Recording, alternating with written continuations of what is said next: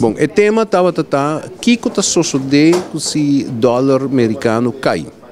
Então, a apresentação estava basada arriba esse é uma possível solução, um possível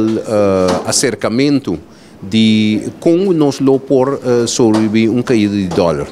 E uma nos explica que nós lo mesmo fazer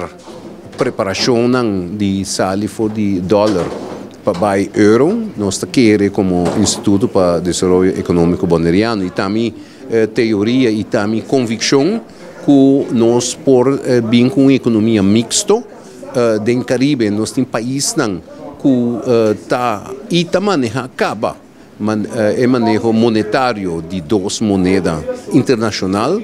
e que, consequentemente, dentro do quadro de posição de dólar no nível mundial, me quer que está importante para nós começar a pensar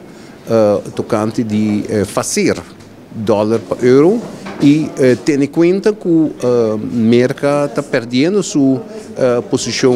como superpoder no mundo. Não dá nada, passou Inglaterra também, sem ano passado estava tendo, e Inglaterra sigue existir. E o pound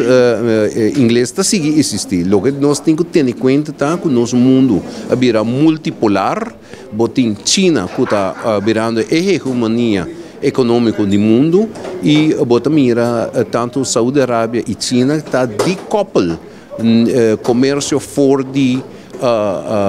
dólar e, consequentemente, nós, como isso chiquito, que depende de tua influência internacional para nossa subsistência, nós temos que ter em conta que sim.